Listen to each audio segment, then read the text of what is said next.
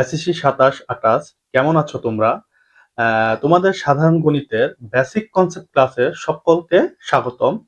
তো আমাদের আজকে বেসিক কনসেপ্ট ক্লাসে থাকছে তোমাদের সাধারণ গণিত বইয়ের সবচেয়ে ফান্ডামেন্টাল অধ্যায়, যেটা বাস্তব সংখ্যা প্রথম অধ্যায়, সেইটার বেসিক কনসেপ্ট নিয়ে আজকে আমরা আলোচনা করব। চলো আমরা শুরু করি। প্রথমে আমরা জেনে যাই যে আসলে বাস্তব সংখ্যাটা আসলে কি। বাস্তব সংখ্যা কি? বাস্তব সংখ্যা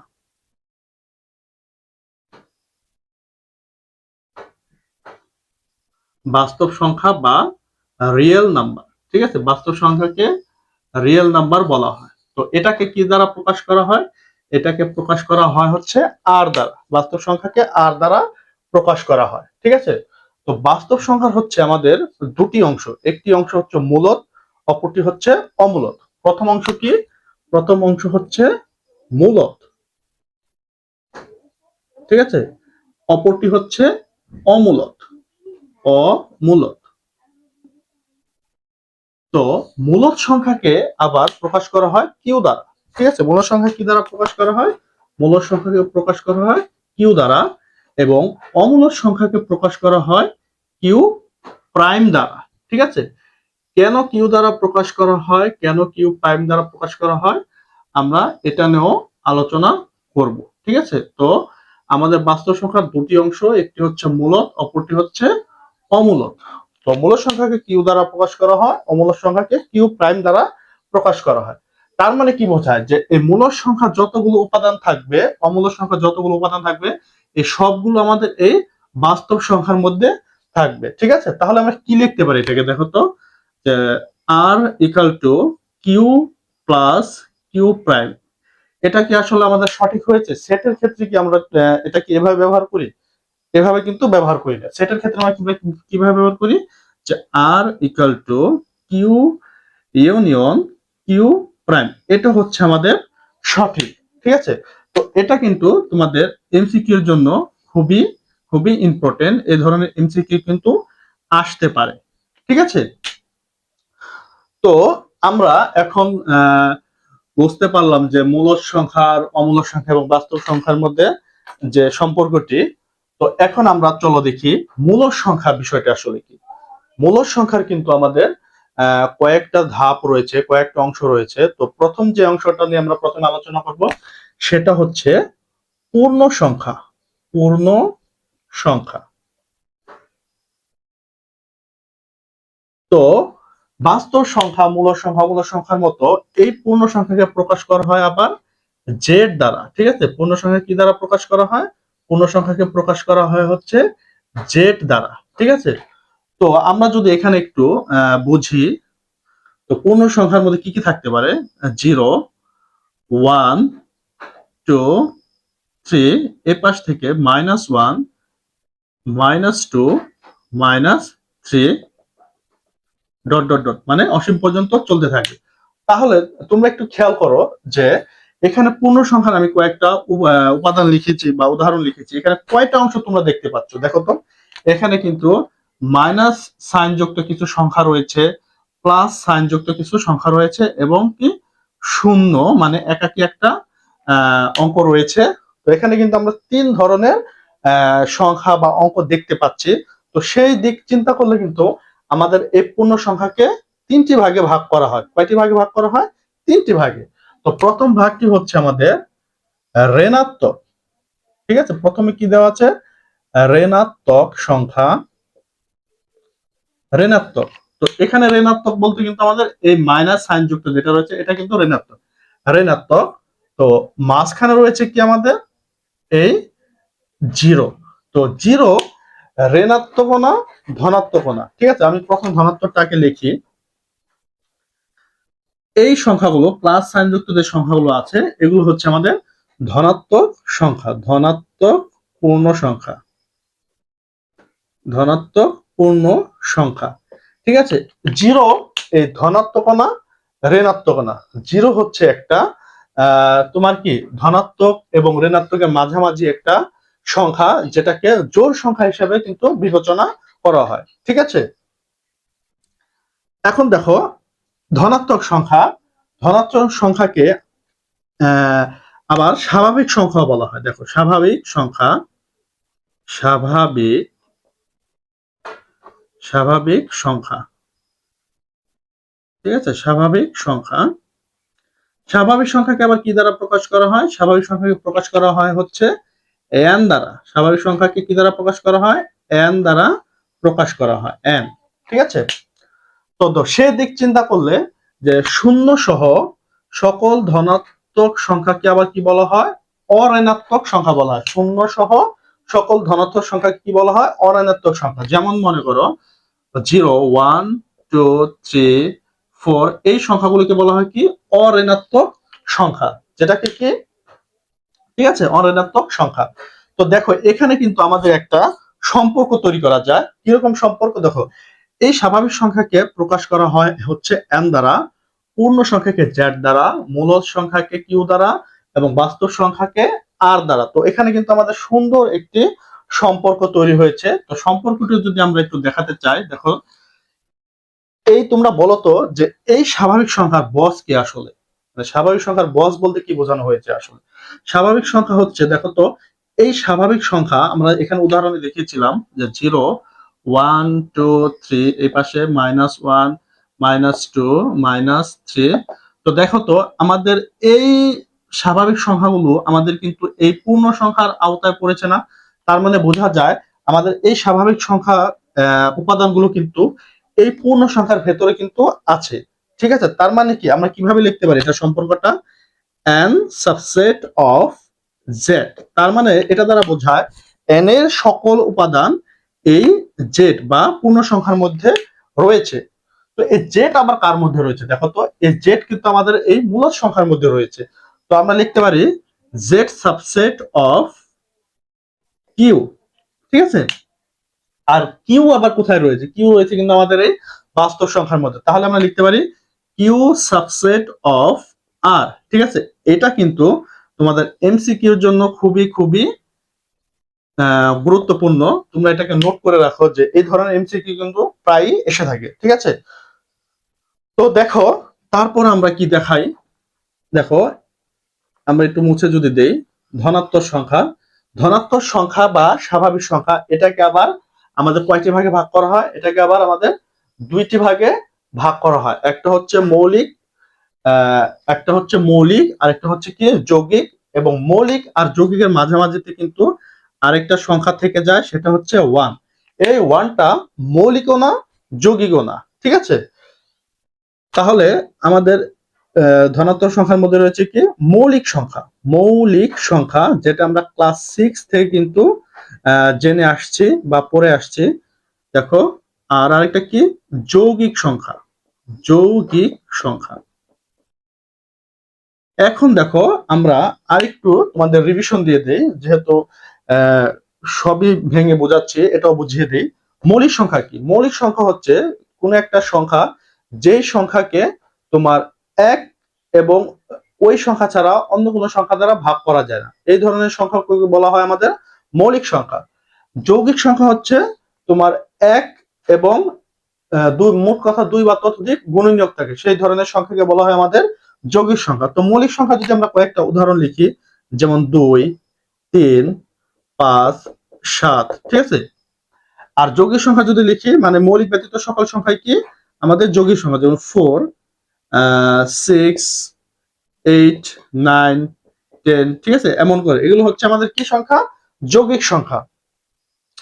তো এই টু কিন্তু সবচেয়ে ছোট মৌলিক সংখ্যা এবং জোড় মৌলিক সংখ্যা। তোমাদের কিন্তু এমনও কিন্তু মাঝে মধ্যে এমসিকিউতে আসে যে সবচেয়ে ছোট মৌলিক সংখ্যা কোনটি? 2। সবচেয়ে ছোট বেজোড় সংখ্যা, সবচেয়ে ছোট জোড় সংখ্যার জোড় মৌলিক সংখ্যা কোনটি? এই 2। ঠিক আছে। তো পূর্ণ সংখ্যার মূল সংখ্যার আসলে দুটি অংশ, একটি হচ্ছে পূর্ণ সংখ্যা, আরেকটি হচ্ছে ভগ্নাংশ সংখ্যা। তো এই দুটা সংখ্যার মধ্যে আমরা কিন্তু পূর্ণ সংখ্যাটা সবেমাত্র দেখিয়েছি। এখন আমরা দেখাবো তোমাদের ভগ্নাংশ সংখ্যা। ভগ্নাংশ সংখ্যাটা কি?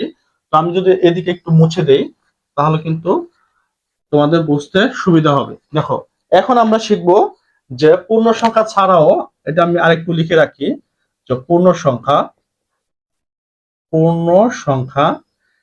যেটা আমাদের কমপ্লিট হয়ে গেছে বোঝা, এটা যদি আমি কম লিখে রাখলাম মানে এটা কমপ্লিট। ঠিক আছে, এখন যে আরেকটি অংশ রয়েছে আমাদের এই মূলদ সংখ্যার, সেটা হচ্ছে ভগ্নাংশ সংখ্যা। দেখো ভগ্নাংশ সংখ্যা,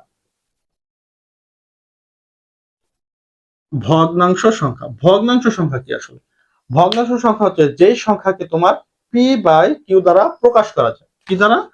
পি বাই কিউ দ্বারা প্রকাশ করা যায়। ঠিক আছে, এখানে কিছু কন্ডিশন আছে আবার, যেমন এখানে পি বাই কিউ দ্বারা প্রকাশ করা গেল, এখানে কিউ নট ইকাল টু 0 বা কিউ নট ইকাল টু 1, তার মানে কি কিউর মান 0 বা 1 হতে পারবে না। ঠিক আছে, তাহলে কিন্তু আমাদের যদি কিউর মান 1 হয় তাহলে কিন্তু এটা পূর্ণ সংখ্যা হবে, ভগ্নাংশ সংখ্যা কিন্তু আর হবে না। তো একটা যদি আমরা উদাহরণ দেখি, দেখো পি বাই কিউ এর মান হিসাবে যদি আমরা 3 আর কিউর মান যদি আমরা 1 নেই, তাহলে কিন্তু আমাদের এই 3 থাকে, যেটা কি আমাদের একটি পূর্ণ সংখ্যা, সেটা কিন্তু আর ভগ্নাংশ সংখ্যা হলো না। আর এই 1 এর পরিবর্তে যদি আমরা 0 ব্যবহার করি, তাহলে কিন্তু এটা আমাদের কি অসংজ্ঞায়িত হয়ে যাবে, যেটা কি আমাদের একটি অবাস্তব সংখ্যা, কিন্তু ভগ্নাংশ সংখ্যার মধ্যে পড়বে না। ঠিক আছে, তো দেখো এই ভগ্নাংশ সংখ্যা যদি আমরা কয়েকটা উদাহরণ লিখি, দেখো তো কি লেখা যায়। 1/2, 3/2, হ্যাঁ, এবং 2/2, 2 সমস্ত 2/1। ঠিক আছে, মিশ্র ভগ্নাংশ লিখতে পারি। তো দেখো এই সবগুলোই কিন্তু আমাদের ভগ্নাংশ সংখ্যার আওতাভুক্ত, যেটাকে কি বলা হয়? সাধারণ ভগ্নাংশ। ঠিক আছে, সাধারণ ভগ্নাংশ। ভগ্নাংশ সংখ্যার আবার দুইটি অংশ, একটা হচ্ছে সাধারণ ভগ্নাংশ, অপরটি হচ্ছে দশমিক ভগ্নাংশ। চলো আমরা আগে সাধারণ ভগ্নাংশ নিয়ে আলোচনা করি। সাধারণ ভগ্নাংশ, সাধারণ সাধারণ ভগ্নাংশ। ঠিক আছে, সাধারণ ভগ্নাংশ, সাধারণ ভগ্নাংশ, এই সবগুলো ভগ্নাংশ কিন্তু আমাদের সাধারণ ভগ্নাংশ। তো আমরা জানি ভগ্নাংশকে কিন্তু এই পি বাই কিউ দ্বারা প্রকাশ করা হয়। ঠিক আছে, তো চলো দেখি আমাদের প্রথম যে আমরা যে উদাহরণটা নিয়েছি, এটা আসলে আমাদের সাধারণ ভগ্নাংশের যে তিনটা অংশ আমাদের কোনটায় পড়েছে। তো আমরা যদি সম্পর্কটা এমন দেখি যে P is greater than Q, তার মানে এটা বোঝায় যে পির মানের থেকে কিউর মান কি বড়, মানে পি যে মানটা হবে সেটার থেকে কিউর মান কি হবে? বড় হবে। তো আমরা যদি প্রথম উদাহরণটা দেখি 1/2, তো দেখা যাচ্ছে আমাদের 2 যদি কিউ হয় আর 1 যদি পি হয়, তাহলে কিন্তু পির মানটা কিউর মানের থেকে ছোট। তো এই ধরনের ভগ্নাংশকে আবার বলা হয় কি? প্রকৃত ভগ্নাংশ। প্রকৃত ভগ্নাংশ হচ্ছে যে ভগ্নাংশের লব ছোট এবং হর বড়, সেটা হচ্ছে আমাদের প্রকৃত ভগ্নাংশ। এটা কিন্তু আমরা তৃতীয় শ্রেণী থেকে শিখে আসতেছি। ঠিক আছে, তো আমরা এই সাধারণ ভগ্নাংশের একটি অংশ পেলাম কি? প্রকৃত ভগ্নাংশ। দেখো প্রকৃত, ঠিক আছে, প্রকৃত ভগ্নাংশ। তো আরেকটি হচ্ছে আমাদের, দেখো এটা কি তাহলে? দেখো যেটা লব বড় এবং হর ছোট সেটা কি? তো এটাকে আমরা কিন্তু এইভাবে প্রকাশ করতে পারি। তো দেখো এটা হচ্ছে পির মান কিউর মানের থেকে বড় হবে। ঠিক আছে, পির মান কিউর মানের থেকে যদি বড় হয়, সেটাকে কি বলা হয়? সেটাকে বলা হয় হচ্ছে অপ্রকৃত ভগ্নাংশ। মানে কিউর মান পির মানের থেকে ছোট হবে, মানে মোট কথা লব ছোট হবে, হর বড় হবে, সেটা হচ্ছে কি আমাদের অপ্রকৃত ভগ্নাংশ। অপ্রকৃত অপ্রকৃত ভগ্নাংশ। ঠিক আছে, অপ্রকৃত ভগ্নাংশ। তো আরেকটি দেখো, আমি এখানে আরো একটি লিখেছিলাম যে 2 সমস্ত 2/1, এটা কি বলা হয় কি? মিশ্র ভগ্নাংশ। এই মিশ্র ভগ্নাংশটা কিন্তু আমাদের, ধরো এখানে আমি একটা উদাহরণ দিয়ে দিই, উদাহরণ দুটো রেখে দিলাম। 5/2, ঠিক আছে, এটা হচ্ছে প্রকৃত, এটা অপ্রকৃত। তো প্রকৃত ভগ্নাংশের আরেকটি অংশ হচ্ছে মিশ্র। এটা কিন্তু অপ্রকৃত ভগ্নাংশ থেকে কিন্তু তৈরি হয়েছে। দেখো কিভাবে তৈরি হয়েছে এটা আমরা যদি এখানে একটু দেখাই। দেখো এটা কিন্তু ভাগ প্রক্রিয়া কিন্তু বের করতে হয়। দেখো 5/2, এটাকে যদি আমরা ভাগ করি, 5 কে যদি 2 দ্বারা ভাগ করি, 2 বার যায়, এখানে 4, ভাগশেষ থাকতেছে 1। তাহলে এটা কিভাবে লিখতে হয়? গঠন করতে হয় কিভাবে? ভাগফলটাকে আমরা রাখবো সমস্ত হিসাবে, হরের জায়গায় ঠিক থাকবে 2, আর ভাগশেষ যেটা থাকবে সেটাকে আমরা কি করব, লব হিসাবে বসিয়ে দেব। এই ভগ্নাংশটাকে বলা হয় কি, মিশ্র ভগ্নাংশ। তো এই সবগুলোই কিন্তু আমাদের এই মূলদ সংখ্যার পর্যায়ে পড়ে। যেহেতু মূলদ সংখ্যাকে পি বাই কিউ দ্বারা প্রকাশ করা হয়, এই প্রত্যেকটা সংখ্যাকে কিন্তু আমাদের পি বাই কিউ দ্বারা প্রকাশ করা যাচ্ছে। সেই দিক চিন্তা করলে আমাদের এটা মূলদ সংখ্যার পর্যায়ে, ভগ্নাংশ সংখ্যার পর্যায়ে পড়ে, এবং এই ভগ্নাংশ সংখ্যা কিন্তু একটা মূলদ সংখ্যার অংশ, এবং এটা বাস্তব সংখ্যার অংশ। ঠিক আছে, তো দেখো এই ভগ্নাংশ সংখ্যার আরেকটি অংশ হচ্ছে আমাদের দশমিক ভগ্নাংশ। দেখো সাধারণ ভগ্নাংশ এবং কি দশমিক ভগ্নাংশ। দশমিক ভগ্নাংশ, দশমিক ভগ্নাংশ। তো দেখো দশমিক ভগ্নাংশ কি, আসলে দশমিক ভগ্নাংশ যে ভগ্নাংশের মধ্যে দশমিক ব্যবহার করা হয় সেটাই হচ্ছে কি আমাদের দশমিক ভগ্নাংশ। এই দশমিক ভগ্নাংশটা কিন্তু আমাদের এই সাধারণ ভগ্নাংশ থেকে কিন্তু তৈরি হয়। ধরো 5/2, এটাকে কি লিখতে পারি আমরা, 2.5 লিখতে পারি। ঠিক আছে, তো আবার 10 ভাগ কি হতে পারে, 3 হতে পারে। এখানে কি হয়, 3.3333 এমন হতে পারে না? দেখো, তো এই একটা দশমিক ভগ্নাংশ, এই একটা দশমিক ভগ্নাংশ। দেখো এই দশমিক ভগ্নাংশটা কিন্তু দশমিকের পরে মাত্র একটি অঙ্ক রয়েছে, বা এখানে ধরো অন্য কোনো সংখ্যা থাকলো 2টি 3টি, বা এখানে অন্য কোনো সংখ্যা হলো 2 4 6 এমন হলো। ঠিক আছে, দেখো এটা কিন্তু অসীম পর্যন্ত কিন্তু চলছে না, মানে নির্দিষ্ট একটা সীমা রেখা আছে। তো আর এটার মনে করো নির্দিষ্ট কোনো সীমা রেখা নাই, ডট ডট দ্বারা বোঝায় যে এটা অসীম পর্যন্ত চলছে, আর এটা নির্দিষ্ট একটা সীমা রেখা আছে। তো এই দিক চিন্তা করে তোমাদের মনে হচ্ছে না যে এই দশমিক ভগ্নাংশ আবার দুই ধরনের, একটা হচ্ছে মানে নির্দিষ্ট সীমা রেখা আছে, আর একটা হচ্ছে কোনো সীমা রেখা নেই। তো সেই দিক চিন্তা করলে যে ভগ্নাংশের নির্দিষ্ট সীমা রেখা রয়েছে সেটাকে সসীম দশমিক ভগ্নাংশ। সসীম, যেটার নির্দিষ্ট গণ্ডি বা সীমা রেখা রয়েছে সেটা হচ্ছে কি সসীম দশমিক ভগ্নাংশ।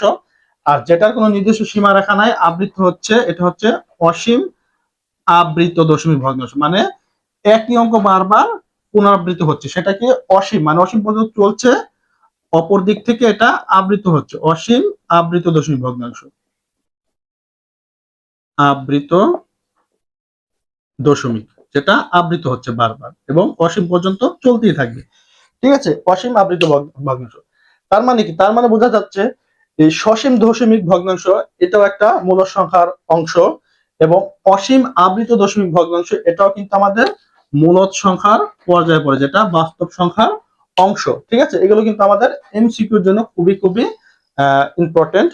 দেখো আমাদের কিন্তু মূলদ সংখ্যার যে টপিক গুলো ছিল সেটা কিন্তু আমাদের শেষ হয়ে গেছে। এখন আমাদের যে সর্বশেষ টপিকটি রয়েছে সেটা হচ্ছে অমূলদ সংখ্যা। দেখো অমূলদ সংখ্যা চেনার খুবই গুরুত্বপূর্ণ একটি টপিক। দেখো অমূলদ সংখ্যা হচ্ছে তোমার দশমিক এর পর যে অঙ্কগুলি দেওয়া থাকবে এটা অসীম পর্যন্ত চলতে থাকবে এবং কি আবৃত হবে না। ঠিক আছে, সেদিক চিন্তা করলে এটা কি অসীম অনাবৃত দশমিক ভগ্নাংশ। অসীম, অসীম অনাবৃত, এটা আবৃত হবে না, অনাবৃত দশমিক ভগ্নাংশ। অসীম আবৃত অনাবৃত দশমিক। ঠিক আছে, এটা অসীম পর্যন্ত চলবে। তো প্রথম থেকে আমি আরো একবার দেখাই যেটা সসীম। ধরো 2.542 এটা সসীম। ঠিক আছে, এটা হচ্ছে মূলদ সংখ্যার পর্যায়ে সসীম, সসীম, সসীম। ঠিক আছে, আর 3.3333 ডট ডট এটা কি অসীম আবৃত, অসীম আবৃত, এটা মানে বারবার আবৃত হচ্ছে, আবৃত। এটা কিন্তু আমাদের মূলদ সংখ্যা, মূলদ সংখ্যার পর্যায়ে পড়ে। তোমাদের বোঝানোর সুবিধার্থে আমি এটা আরো একবার দেখালাম। ঠিক আছে, দেখো এখন কিন্তু অসীমেরটা দেখাবো, অসীম অনাবৃত। ধরো 3.4209721 ডট ডট ডট। দেখো তো তিনটার মধ্যে পার্থক্যটা আছে কিনা। এটা সসীম মানে নির্দিষ্ট কোনো সীমারেখা নেই, শেষ, সসীম দশমিক ভগ্নাংশ। এটা তোমার অসীম কিন্তু একই অঙ্ক বারবার আবৃত হচ্ছে। তো এটা অসীম। দেখো এটার মধ্যে কিন্তু আমাদের অঙ্কগুলো বারবার আবৃত হচ্ছে না, এক একটা এক এক সংখ্যা। দেখো 4209 721 বারবার আবৃত কিন্তু হচ্ছে না। এটা কি তাহলে অসীম অনাবৃত দশমিক ভগ্নাংশ। আর এই ভগ্নাংশটা একমাত্র আমাদের কি অমূলদ সংখ্যা। ঠিক আছে, এই অসীম অনাবৃত বিষয় যে এটা রয়েছে, আমাদের অঙ্কগুলি রয়েছে, এটা বিভিন্ন ভাবে থাকে। যেমন রোড টু কে যদি আমরা ক্যালকুলেশন করি তাহলে কিন্তু এই ধরনের অনাবৃত অংশ থাকবে। তারপর কি রোড 3 অনাবৃত অংশ থাকবে, যেগুলো কি পূর্ণবর্গ নয়। ঠিক আছে, এগুলো সব কিন্তু আমাদের অসীম অনাবৃত দশমিক ভগ্নাংশ বা অমূলদ সংখ্যা। ঠিক আছে, তো এই ছিল আমাদের আজকের বাস্তব সংখ্যার যে বেসিক কনসেপ্ট ক্লাসের প্রথম ক্লাস। তো পরবর্তী ভিডিওতে আমরা আরো কিছু বেসিক নিয়ে আলোচনা করব। তো পরবর্তী ভিডিওটি তোমরা যদি দেখতে চাও তাহলে কিন্তু অবশ্যই এই চ্যানেলটিকে সাবস্ক্রাইব করতে হবে। ঠিক আছে, তো আজকের মতো এই পর্যন্তই। আল্লাহ হাফেজ।